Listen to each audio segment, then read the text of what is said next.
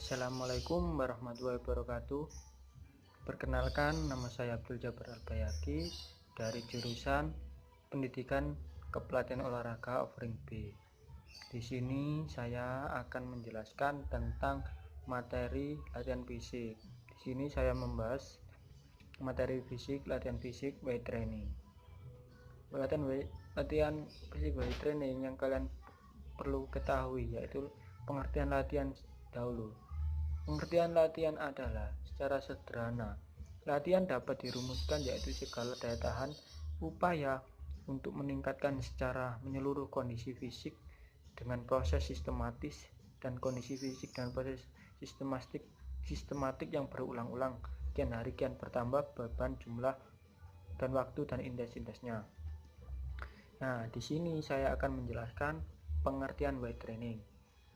Pengertian weight training yaitu salah satu sarana yang digunakan untuk latihan olahraga dapat dilakukan dengan cara latihan beban weight training. Menurut Suharjo tahun 2007, latihan beban atau latihan weight training adalah latihan yang dilakukan secara sistematis dengan menggunakan beban sebagai alat untuk menambah fungsi otot guna memperbaiki kondisi fisik atlet, mencegah terjadinya cedera dan untuk tujuan kesehatan. Latihan weight training atau latihan beban dapat dilakukan dengan menggunakan beban dari beban sendiri atau menggunakan beban dari luar yaitu bebas free seperti dumbbell, barbel, dan mesin yang terdapat pada gym. Bentuk-bentuk latihan menggunakan beban dalam latihan weight training ini paling banyak dilakukan seperti sit up, push up, sit up, dan sedangkan menggunakan beban dari luar sangatlah banyak dan bervariasi sesuai dengan tujuan dan perkenaan otot yang ingin dilatih. Beban yang digunakan dapat berupa beban otot, beban sendiri, dumbbell, barbel, mesin gym. Nah, menurut Joko, masing-masing jenis peralatan itu memiliki kelebihan dan kekurangan masing-masing. Di sini saya akan menjelaskan kelebihan dan kekurangan alat-alat yang terdapat pada gym medicine dan free weight. Yang pertama yang saya bahas yaitu gym weight. Yang pertama, kelebihannya itu aman digunakan baik untuk anak-anak sampai orang tua. Yang kedua, hemat waktu latihan. Kita bisa melakukan di mana saja waktu. Yang ketiga, praktis, dapat dibawa kemana-mana. Yang keempat, dapat dilakukan dengan siapa saja. Yang kelima, bisa berlatih sendiri tanpa bantuan dari orang lain. Dan kekurangan gym medicine yaitu gerakannya terbatas. Yang kedua, hanya melatih otot utama. Yang ketiga, beban kurang teliti.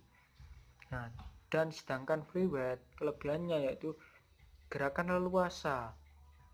Kita dapat leluasa bergerak ke sana kemari. Yang kedua, variasi sangat banyak. Yang ketiga, melatih otot secara lengkap dari atas sampai bawah. Yang keempat, penambahan beban teliti. Beban teliti yaitu sekian persen kita dapat mengetahui. Yang kelima, beban maksimal tak terbatas. Kekurangannya adalah kurang aman. Yang kedua, digunakan orang yang sudah berkelemahan seperti pemandu gym, orang atlet-atlet tertentu. Yang keempat, waktu yang digunakan relatif lama. Nah, menurut Corbin dan Legend yang dikutip oleh Joko tahun 2009, komponen dan takaran latihan. Komponennya adalah beban atau yang biasa disebut intensitas. Takarannya yaitu 4-80% kemampuan maksimal. Yang kedua, jumlah latihan atau pos 6-12 detik. Repetisi atau per set 10-25 detik. Sirkuit 2-5 detik. Istirahat antar pos tanpa istirahat atau kurang lebih 30 detik. Istirahat antar sirkuit 1 menit. Berat beban yaitu 8-16 mg.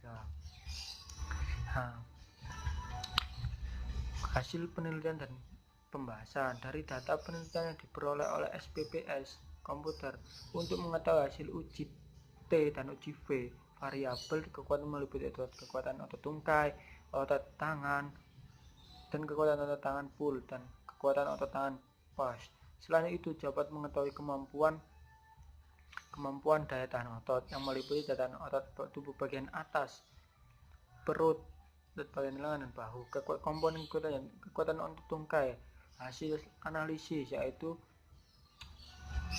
keterangan yaitu 4561, keterangan sinyal yaitu signifikan. Kekuatan otot perut yaitu P kurang lebih 0,05, tidak signifikan. Kekuatan otot tangan yaitu 4040, keterangan yaitu signifikan. Yaitu tadi pembahasan dan penelitiannya. Kita lanjut dengan manfaat latihan. Manfaat latihan adalah yang pertama yaitu kekuatan otot tungkai. Otot tungkai akan menjadi lebih berbobot dan otot-otot lebih kuat untuk mengatasi cedera. Yang kedua, otot tangan. Otot tangan yaitu otot biceps triceps akan membentuk. Yang ketiga, otot tangan pull, menarik dan mendorong. Ini digunakan pada atlet voli, bulu tangkis, basket dan lain sebagainya. Yang keempat yaitu daya tubuh bagian atas, dan meliputi sekitaran bahu sampai ke perut, dada dan lain-lain. Yang kelima yaitu otot bagian perut. Nah, ini perut. Latihan sirkuit ini bermanfaat untuk latihan mengencangkan perut dan kombinasi otot-otot perut. Yang keenam yaitu latihan otot lengan dan bahu. Nah, lengan dan bahu ini sangat bermanfaat untuk lengan dan bahu dalam melakukan latihan fisik weight training. Nah, dari uraian di atas kita dapat menyimpulkan, dari pembahasan di atas kita dapat menyimpulkan bahwa latihan sirkuit weight training yang diberikan dengan dosis dan takaran latihan yang dapat memberikan pengaruh signifikan terhadap kekuatan otot ataupun kekuatan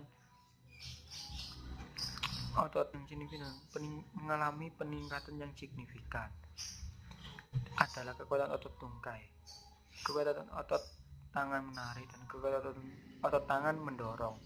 Sedangkan kekuatan otot tangan menggenggam tidak mengalami peningkatan yang signifikan. Hal ini disebabkan latihan yang dilakukan tidak banyak menggunakan kekuatan otot menggenggam, akan tetapi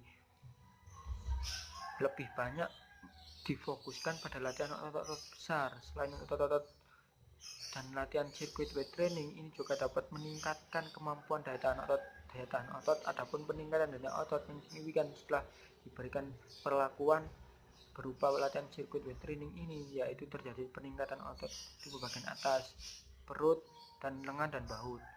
Jadi dapat ditarik kesimpulan bahwa latihan weight training dapat memberikan pengaruh yang signifikan, yaitu ke otot bahu, ke otot tangan, otot perut. Nah, itulah kesimpulan dari pembahasan kami. Wassalamualaikum warahmatullahi wabarakatuh.